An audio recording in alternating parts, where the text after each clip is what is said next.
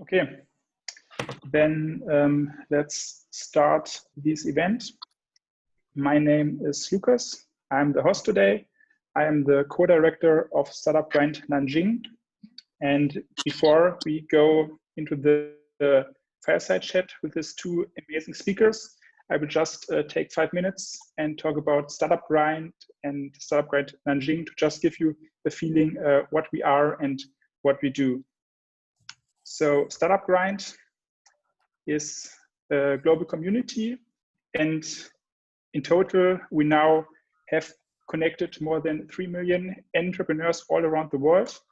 We have more than 600 chapters in different cities and are present in 125 countries. So, and as you can see, it's really global. And what do? We do three different things. First, we want to connect. So we want to make some nice events where people come together. And if it's an offline event, for us, it's really important that people talk to each other, get to know each other, and talk about their ideas and dreams.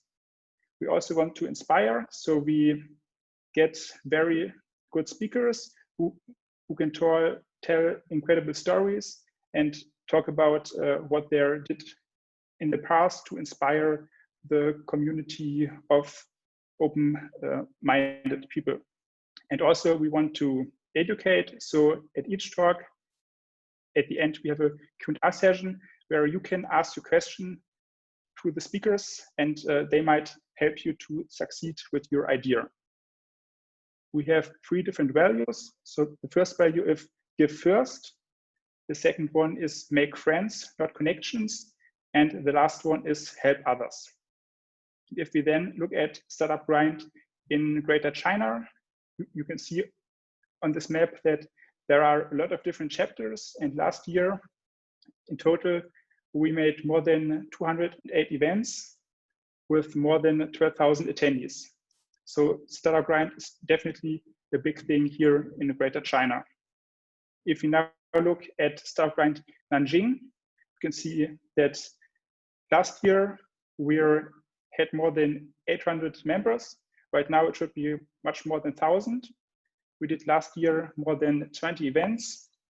We had more than 600 attendance at these offline events, and we are a relatively young chapter. So we're just founded in 2018, and we're looking forward to grow further in the future. Our team is based out of volunteers who are passionate about entrepreneurships and who really want to create a great community here in Nanjing. So if you have any questions, just reach out and talk to us, because we are also recruiting right now. So if you want to do something with purpose, if you want to learn and grow, just talk to us. We offer different kinds of role. So maybe you want to do some event management or social media marketing, or you can also build a community or even work as an accountant. So if you want to join us, help us, just reach out and we will find a role which is perfect for you. You can learn a lot. How to reach out? So if you want to become part of the team, just write a message to Amal, our chapter director. This is his WeChat QR code, or just write a message to me via the group. Some previous speaker we had here in Nanjing are Keppel Kane, who's working for Intel China, Pian Tam from Let's Make Great, or Jackie Wang, which is a venture capitalist. These are some past and current partner and sponsors here in Nanjing. And as you can see, a lot of great companies supported us in the past or support us right now. And now we come to the actual event today, which is about how to succeed in the Chinese market and how to master these cultural challenges. Therefore, we have 2 very good speakers with Bruce, who is the general manager at the entrepreneurial training camp of the Peking University here based in Nanjing, and Isabel, who is the founder of 3 different companies. And now, after this short introduction, I want to give the word to the both very good speakers and give them the chance to introduce themselves in a more deeper way. They can talk about what have they done in the past and what are they doing right now. Bruce, do you want to start maybe?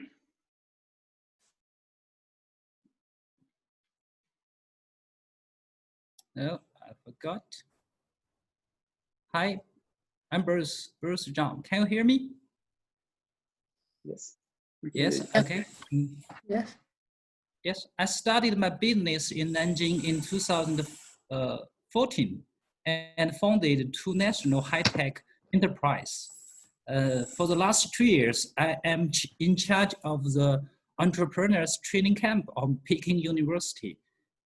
So far, our organization has become the largest open platform for education. We have more than 400 senior instructors and have developed 150 courses, which has offered more than 20,000 young entrepreneurs has taken part in our course face-to-face.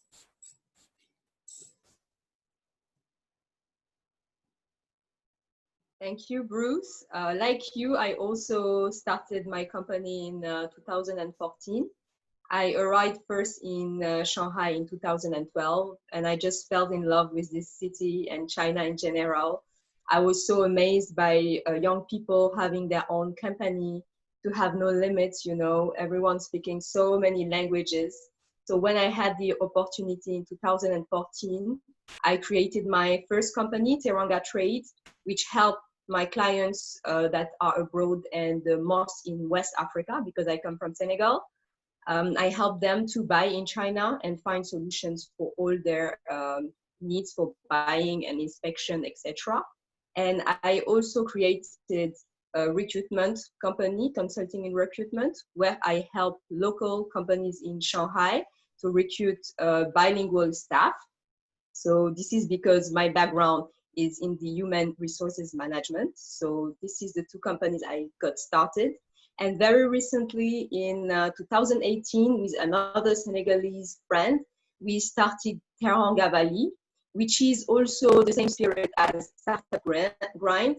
We wanted to put together the entrepreneurs and, you know, sharing the community stories. And today we have one event a week, and we are very proud to do it online and offline. So yes, this is a little summary about what I'm doing as an entrepreneur in China. Wow, that are very, very great stories, and you two do really amazing things.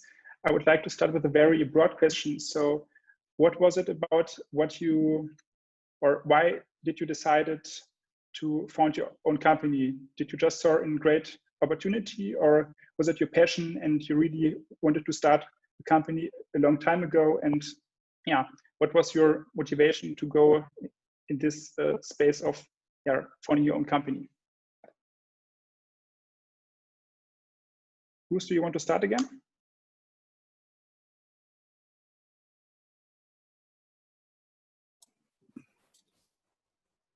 5 years ago, my employer, a Hong Kong communication company with telecom, they withdrew from the Chinese market. So I decided to start my own company.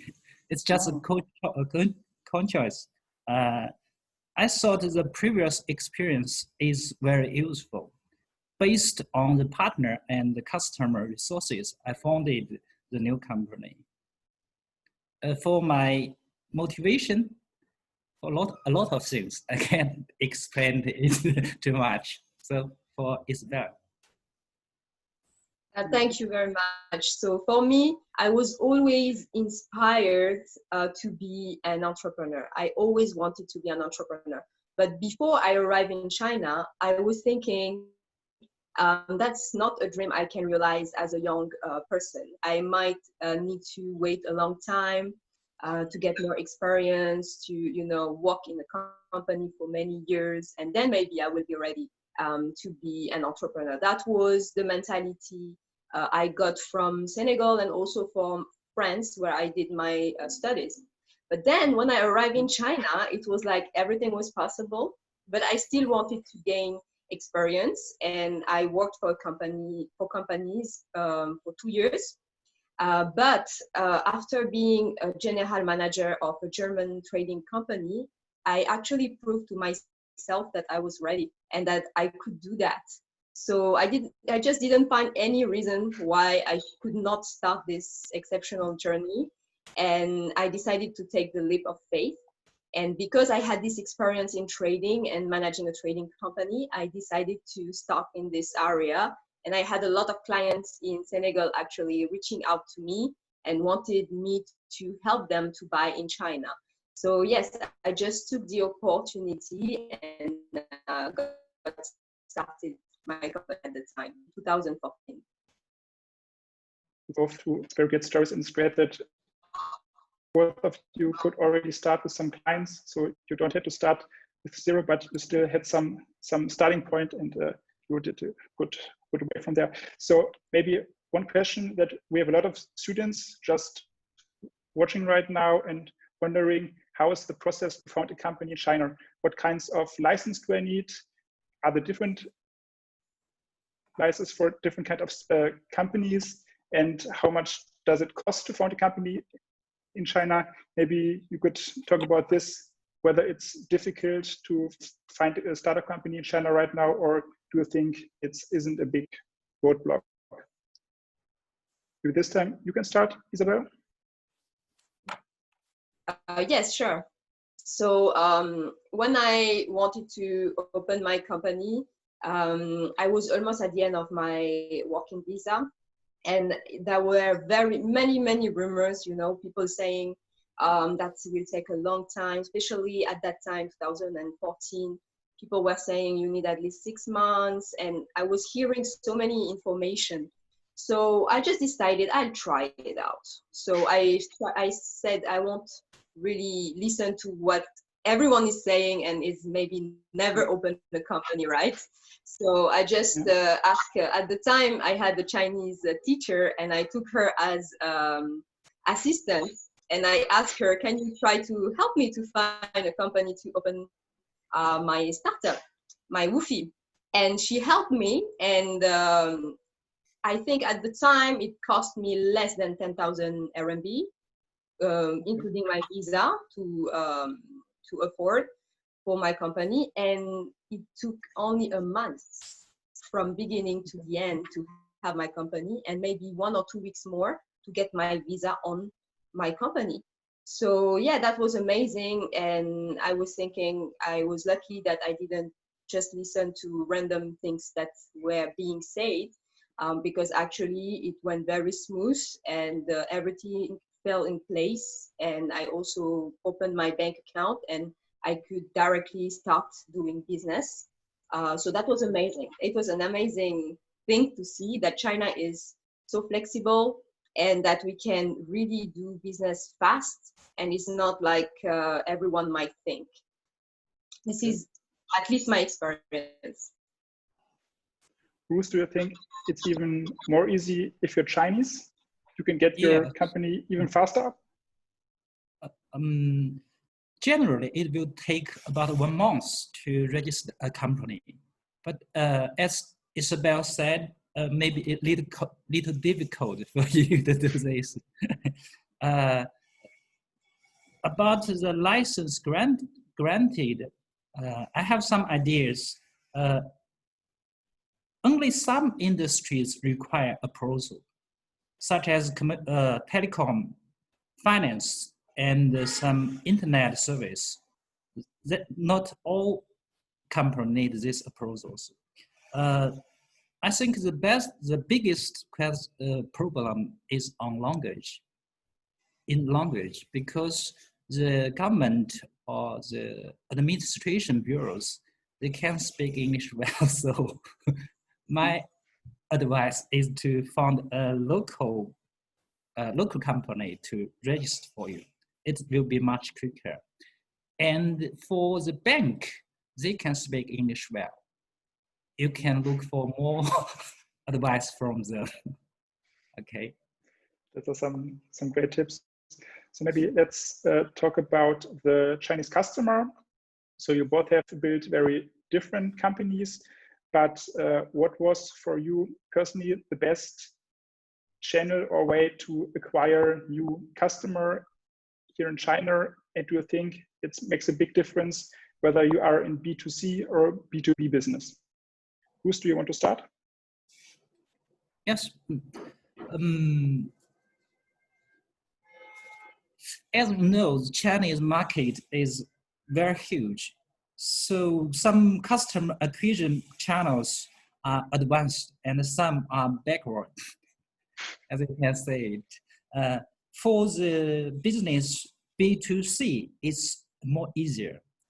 The online promotion is very powerful, but it's also costly, such as Baidu, WeChat, and other internet media. However, for B2B business, some companies rely only on offline channel, person to person, especially to B2B business to obtain their customers. For enterprise, it's necessary to measure both online and offline methods and choose your way to make a deep expansion. Not about the channels, it's about the depth. That's my advice. Thank you, Bruce. I also take notes. And for my side, I'm mostly in B2B because my clients are mostly outside of China. And but I have to make a lot of partnerships within China with factories, logistics, inspection. So there is a lot of communication and partners that I have in China and that I work in a daily basis. I can have like 30 people to talk on a day. So yes, it's a lot of communication. And as a foreigner, I never take myself like I'm a foreigner talking to a Chinese person, because I realize that in China, there is so many different parts and people are also different. Someone from Shanghai will not maybe have the same mentality as someone from Guangdong province, you know? And I also realized this when I had also my sourcing employees, when they were dealing with different regions of factories. They also had fights because they didn't understand each other. So that was quite funny. And I realized that the approach to work with others is just to understand as well what is that they are looking for into this business relationship, and how we can work together to have both of us an advantage. It's not only about taking all the advantage for yourself, it's also to understand what the other part is looking for and try to meet halfway. So for me, I think it's just a matter of respect, understanding, and that will work. It's not, I never think he's Chinese, he will think like that, or I'm foreigner, I will think like this, you know. I try to understand each person. I just like to give this example. When you were in your class, you were not friends with all your classmates. I mean, when you were in your own town and people from the same region, maybe born the same year as you, know the same things as you, but you are not friends with everyone in your class. So it means people have different personality, even if they come from the same country or the same region.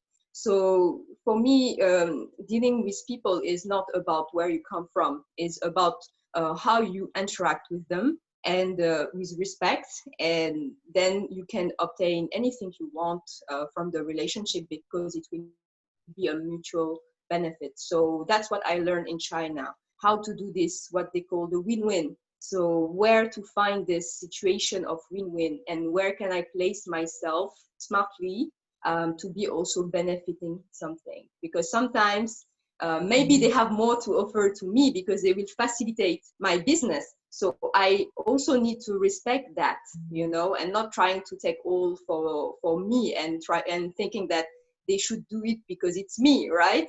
So I always try to find the middle, and they also play the game. So that's how I deal with the B2B in China. So very nice in 2 words, definitely. So maybe one question: do you have tried a special channel to acquire a customer and you had really high expectation and thought, yeah, this will definitely work, or this expo will definitely work, and then afterwards you just saw that this was a really terrible idea, and this is a no-go in China, and I definitely should not do this in the future. So can you give some tips for the viewer what to not do with Chinese customers? Bruce, you can start if you want. Okay. About this topic, I have seen many mistakes some companies have made, especially for two kinds of them. The first one, invest huge budget in internet or in advertisement. It costs very much, but if you cannot got the right skills in advertising, it may be a huge loss. And on the contrary, see, some company expand their direct sales team so quickly, the labor cost is huge. It's also a risk. Okay. Thank you, Bruce. So for my side, I take things very slowly, maybe because I have a very traditional kind of business. So I firstly started with my network and trying to, you know, give the best service to my network first. Because also I was just starting from scratch. I didn't have any like entrepreneurship in China course, or at the time, not so many events about entrepreneurship. So I needed to understand by myself a lot of things, and at the same time doing my own self-development. So yes, I did start in that way to satisfy the current customers. Then the customers will refer me to other customers, etc. And I also realized, like Bruce, that when you want just to do a big campaign, you are wasting a lot of money. And if you are not clear about your target, then the people will not actually buy from you, because maybe they don't know you.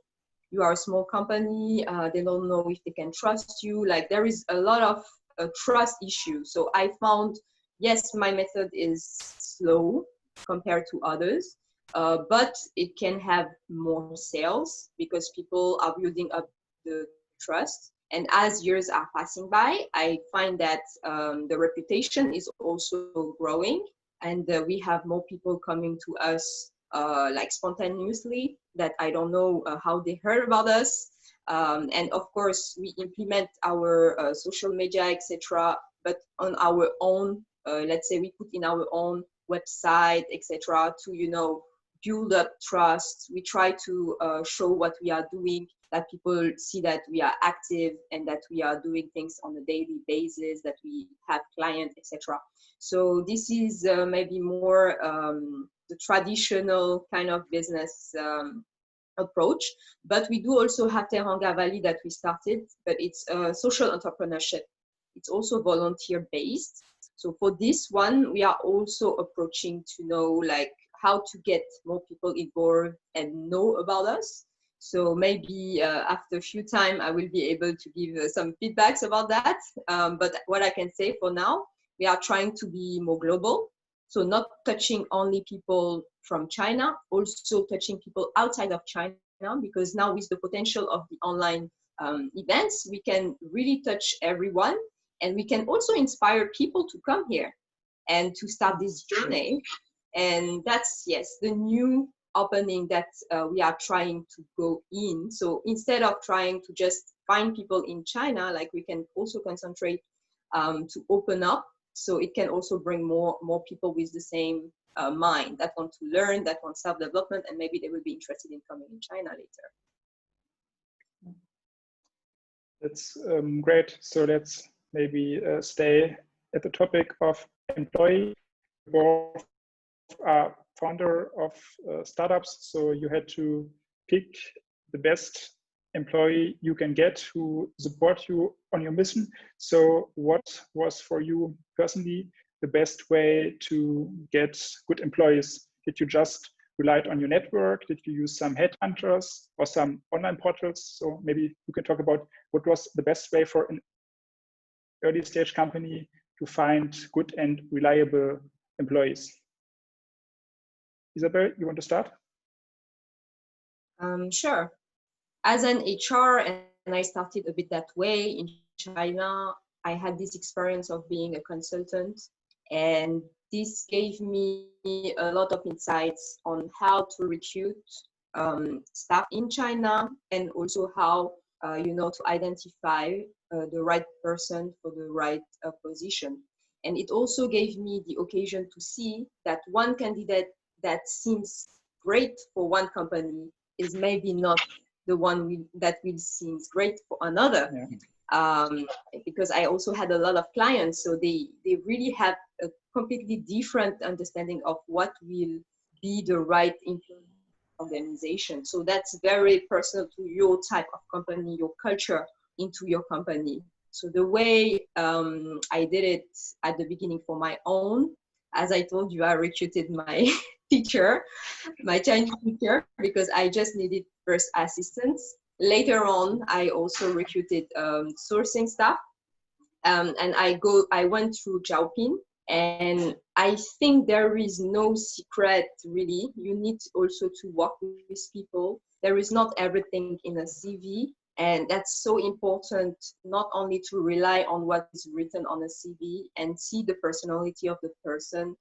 For example, for sourcing, it's very exhausting because you're talking every day to a lot of factories and they are always asking you, what's the feedback, la, la, la, la. It's very exhausting. So if you don't have this spirit of, being persistent and being able to handle all of this, if you just give up as soon as everyone is asking you a question, you don't have the right attitude, then we can lose deals as well. Because if you start to be, for example, impolite, then they will not be open for negotiation, etc. So I need, yes, firstly to have a first interview. Then we need also the probation period is super, super, super important, and very emphasized about that. And at the beginning, I was just recruiting and I never pay attention on the probation. I was always taking people. And then after few months, I realized, okay, that was not really the right person. And then I didn't want to fire someone, at the beginning. Yeah. So I was doing the job, but I had a staff, but I was doing more until I realized that is not possible. And I started to, I understood that is also my fault because I should have seen it from beginning and then stop from there. Then just rather thinking, okay, no, it will be better later, it will be better later, etc. So I also learned a lot through the journey of recruitment. And it's not only about, the CV, it's also about interaction and pay a lot of attention during the probation period. That's one of the advice I can give. I see, yeah. What about you? Where did you find your star employees? For this question, it's better as professional areas. So I have just a little background to materials to add up. In China, the higher rank employees is not recruited from the, real job. It's for many of them, it's recommended by a friend. So you can recruit your basic level employees from the website, from CV, but for higher rank employees, you need more time to search, to find someone's recommendation and talk to him face to face deeply. So maybe you can find a good partner or high rank partner. Okay. That's a very good point, which makes definitely sense. Okay, so maybe because you're going to the last couple of questions, maybe let's make the scope a little bit more broad and talk about the Chinese market. a lot of people say that the Chinese market is very competitive, is very fast moving. So what kind of mindset or way of thinking somebody, in your opinion, has to have to succeed in this Chinese market, which is often described as a market with a lot of potential, but also a lot of challenges. And especially for a foreigner, it is sometimes, I guess, very hard to be successful in this environment. So can you give some tips and talk about what kind of mindset somebody have to be successful here? Sure. I realized something in China. Only one thing doesn't change, and it's change, actually. So it will always be different. Even you go for a week on a holiday, you come back, all the street is different, new shops, new things, you know. So China is really moving forward every time. You cannot have time to realize it. It's already changed. So this is something that is not easy, but that also sharpen you as an entrepreneur. Because you always need to be up to date. You always need to be a bit running to know the information.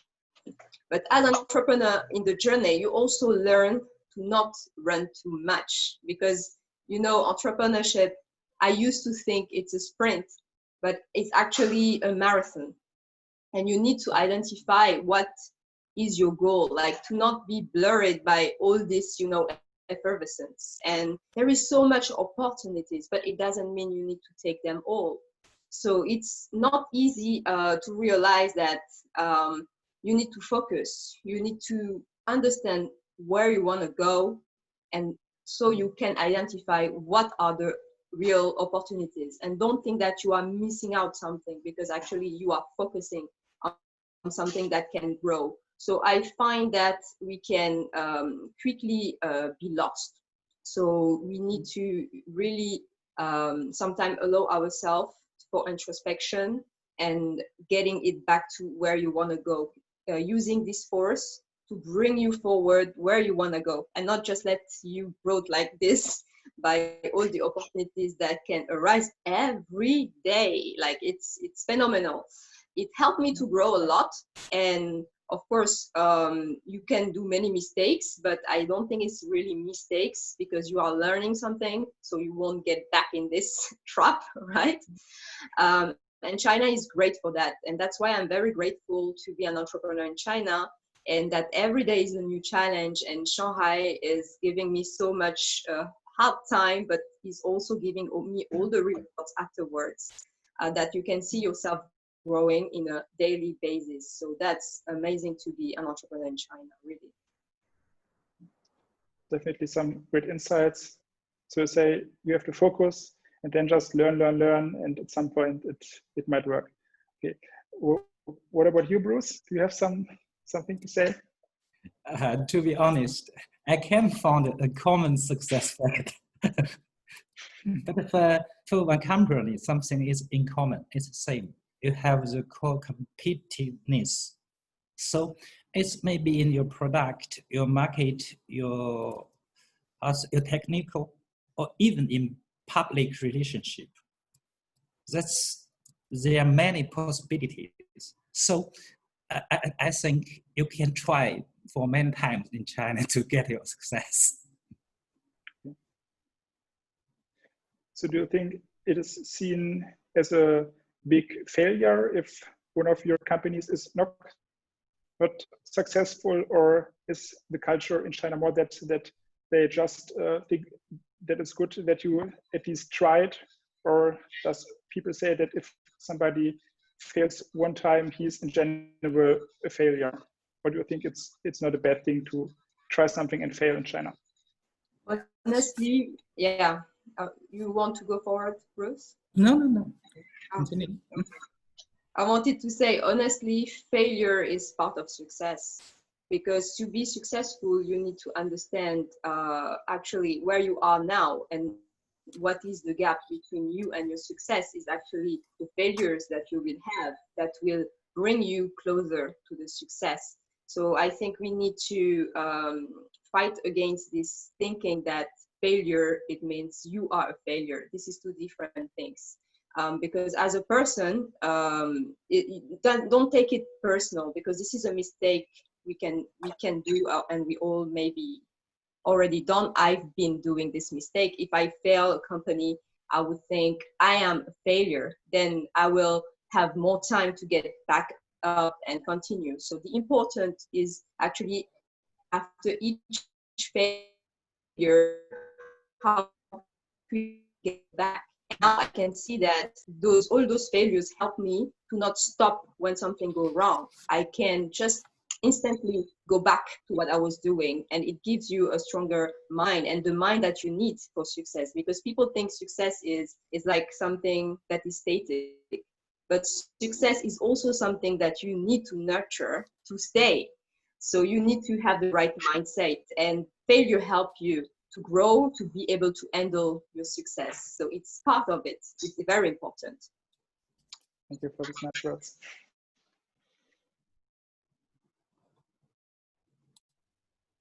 Bruce, you want to add something, or do you think she's completely right about this kind of mindset?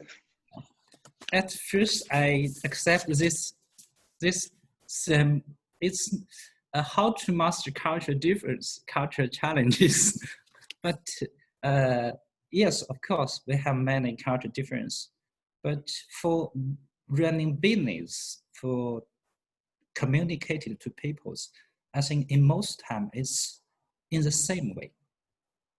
For company and for communication between peoples. That's so I want to talk you, don't be afraid. Accept your progress. Also accept your failure. Yeah, you're right. Okay, so just one last question before we get to the questions of the community. Since we are startup in Nanjing, and you, Bruce, you are based in Nanjing right now, could you maybe give a small pitch or a summary why Nanjing is a good place to start a startup?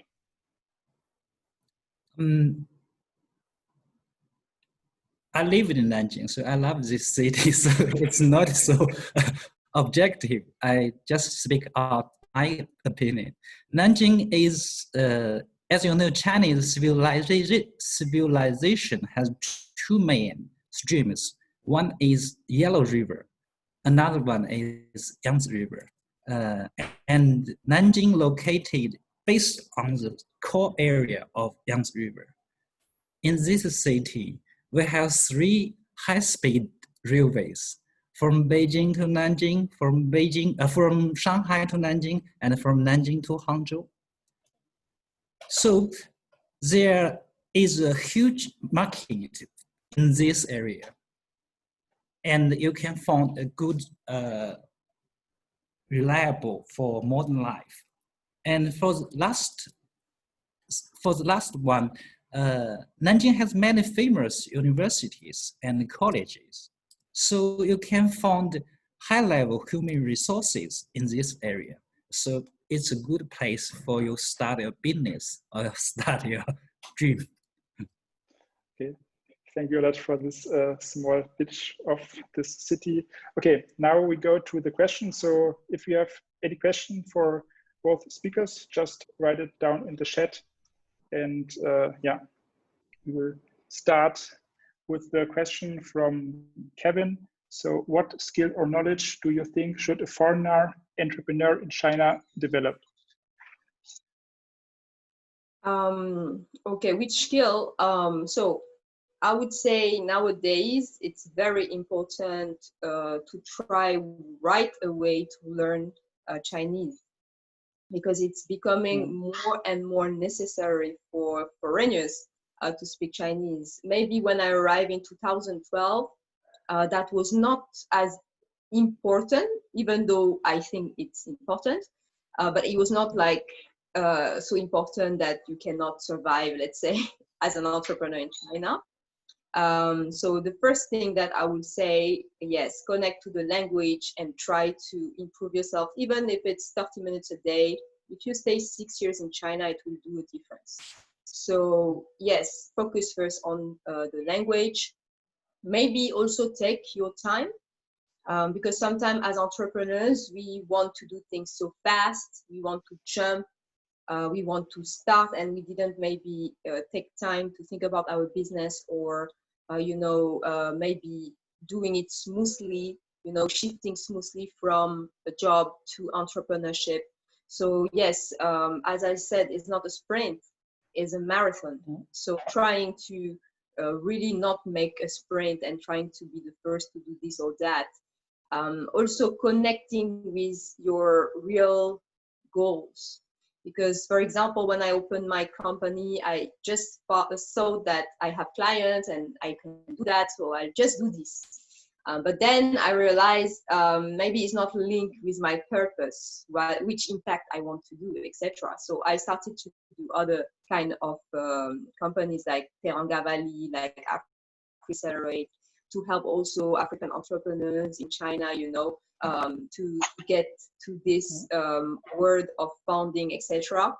So yes, think about your purpose and try to do something that you feel it's in the direction of your goals, and you will feel more fulfilled when you are doing something, because you will have more energy to carry on even though it's difficult. That is easier than to maintain and eventually succeed, because it's also persistent is part of success. You should not give it at the first bad sign and change your mind every second, because it's getting harder, because it's not easy. Even if you are successful, it will be not easy. There is always new challenges that come with each level that you reach. Definitely. All right, thank you for this great insight. The next question is from Stefan, and he asks which places in China are affordable. So maybe he wants to move to a city where the living costs and the employment costs are very low. Do you have some tip for him? Okay. Normally, to say the cities in the north or in the westerners is much cheaper for human resource and for your life. But I don't know whether it's correct for your business. So it's a quite a problem. I can't exalt it. And someone is asking for a better search engine because Google is not available. Yeah, I think B is better. I will type it.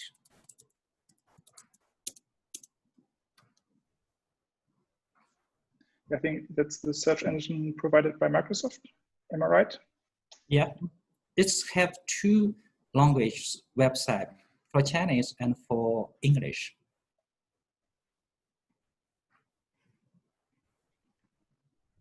So do you think that if you are able to speak Chinese, Bing is better than Weibo? Mm-hmm. Waidu? Waidu? Okay. I have one from Isabella. She said, okay. As she said, learning Chinese may be very helpful for you to run your business. So I think that's right. And also you can join a group, join a little Chinese group. What matters, like football, like music, that will help you to join the society. And at the same time, I think you need to learn some law book of China. Yeah. It's as I know, our legal system is criticized very much, but in civil relation and economics laws, it's relatively fair in this area. Mm-hmm. So it will helpful for you to do this. Okay. It's also a good tip. We have Another No, question no, from no. Manuel. No, Baidu. Sorry. Baidu is too much wrong messages in Baidu. Don't edit. Oh, okay. So then let's continue with the question from Manuel. He asked, as a student who has interest in business, what are the chances of obtaining a license and what processes are involved? So once again, he talks about the process of setting up. We have something bad in this regard to the previous set. I think Bruce already specified that not every business has to have a license. But if you're talking about business license, every business should have a business license. When you do your, register your company, you will have a business license. Basically, honestly, there is nothing complicated. If you do a traditional business, you just need to choose the scope. For example, my business that I started is a trading because I need to buy goods and sell goods, etc. So I applied for the trade company. When I registered it, I didn't need any other license. But if I want to export by my name, then I need to ask for an export license. But it's not even at the beginning. I can open my trading business without having an export license. And later on, I can apply for the business license for exports. It took at the time, I'm not sure now how long, but it took, I think, 1 month or something like this to obtain. So yes, and if you do, for example, let's say a consulting business, and then you need more licenses, you can also obtain them later. So you can open your company first and then having the licenses later, unless it's a company that actually require that you have a special license to be operating. And to give another example for my trade business, if I want to sell food and beverage, then I need to apply as well for a license for the food and beverage specifically to be allowed to sell it. But if I don't want to sell food and beverage, then I don't have to apply for it. So my company can still be running without having those licenses. And I would suggest it costs nothing that you go to find an agent and you tell them your project and what you want to do. They will give you information, and they will not charge for this because they have to give you information before that you pay for the service, right? They need to show you that they know what they're talking about. So you can have an information about which kind of license you might need. And they will also give you their price, of course, if you want to continue with them and purchase the service. But at least you will get the first-hand information instead of just like trying to figure out everything by yourself. But maybe the regulation always change. Even me, if I'm giving you advice on trade, it's based on my experience in 2014. Maybe the regulation changed. So yeah, go find an agent, English speaking, that will give you all the insight that you need, that will also give you a price, and you can choose to go with them or not. But at least you will have your information. Thank you a lot for this good answer. There's another question regarding you, Isabel, from Martin, and he said, what are the complexities involved in linking business in Africa with Chinese business concerning trade? So he wants to join this field. Just talk a little bit about your experience. Sure. Thank you for this question, Martin. So sometimes it depends on the project. If it's for buying, let's say it's easier. When you go to more, let's say, investment project, then you need a certain involvement of government level. So this can become more challenging to do. But basically, you can start where you are. You can work with businesses and build up your network. And naturally, when you offer a good job, you offer a good service, and people can see that they can trust you and that you've been doing several projects, then you can be also introduced to higher potential projects. And this way you can, build up your ladder until completing a more bigger scale project, but you need to start somewhere. I think sometimes people, they just want to have the big project, and they want to skip all the steps to get there. But I would say just enjoy the process, learn, try to be professional, try to find an area that you want to focus on, because as Africans, you know, in Africa, we need everything. So my client, every day they come and they can ask me very different things. They can ask me electronics, they can ask me machinery, they can ask me clothing. So finally, we end up not being professional of one area. So if there is an area you like, try to focus on this. That would be my advice as an African entrepreneur. So you become professional and specialize in this area, so you get more chances to be involved in the very big scale projects. And of Thank course, you for answering it. if you like later. Then we have a question which more relate to Bruce's businesses. So Hilary asked, what are some of the challenges that one face if he or she wants to start a business aligned with innovation and technology in China? Can you say something, Bruce, for this sector? Mm-hmm. For innovation and technology in China is welcomed by the society and by the government. I thought there are also many challenges, difficulties for you to do this. I suggest you form a cooperation between you and a college, university college, or some institute, research institute. So maybe helpful for you for your innovation. Yeah, it's great to hear. We also have one more question to these licenses. So would it be possible to get such a license and start your business if you're still in college or attending a university, or do you first have to graduate and then afterwards you can start and get your licenses and get your business running?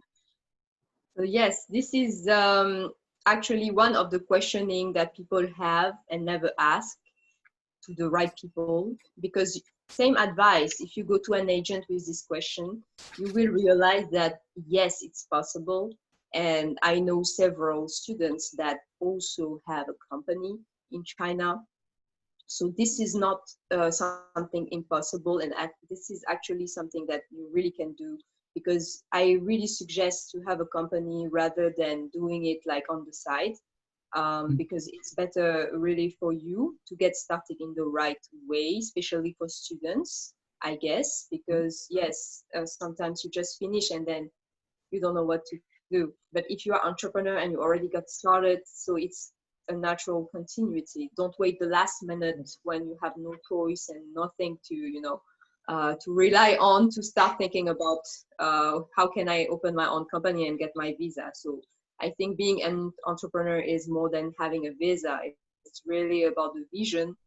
So yes, you can do that. And my co-founder at Teranga Valley is actually a student, and he created his platform, oh, by the way, with another Chinese student. And yeah, that's completely possible. And I can see a lot of examples. Thank you for this insight. Okay, I see that was the last question. So I would just say thank you for this, for you two. It was a very great stories, great insights, and I think a lot of people can learn from you, and you're both inside of the group. So if somebody wants to reach out to you, I think they can just write your message and get in touch. And yeah, thank you so much. So of course you can reach me out, no problem. It will be a pleasure. Thank you so much, Lucas and Willy, for the invitation, and very nice to meet you, Bruce. Yeah, nice to meet you. And thank you everyone who came to the event. Really appreciate the questions, very on point. Okay. All right. Thank you, and have a great night, everybody, or great day. Okay, see Thank you you. later. See you. Bye bye, Yeah. guys. Thank you. Bye-bye. Bye-bye. Thank you for everything. Thank you.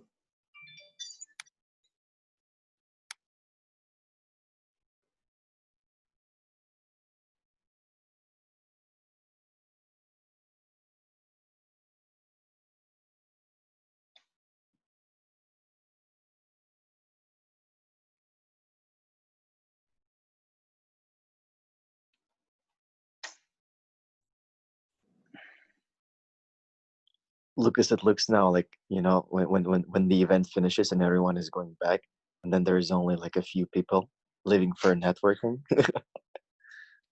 Okay. and you are the one who's left eating pizza in the corner. Good job, Lucas. It was a good one. Thank you so Good job. much. Well done, Lucas. Well done. Did a good job. Hold it tight. I'm sweating right now, so I was really nervous and yeah, first time. That was a good time. And by the way, the next event in the end of August with Kickstarter, it's going to be huge because we will have this founder of SwitchBot, and then Heather, who is a director of Kickstarter in China, and they will be like talking about how to launch your product with the help of Kickstarter in China and build your community around the brand that you have. I think it's going to be amazing. So I advise to all of the people, all of the audience to participate in that one. It's going to be in the end of August, maybe 20th of August, somewhere around that time. See you guys. Bye-bye. Bye-bye. See you soon. Have a good weekend.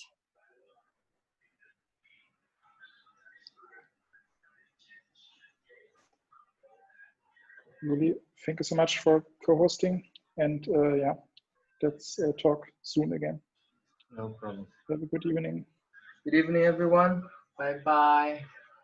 Bye-bye.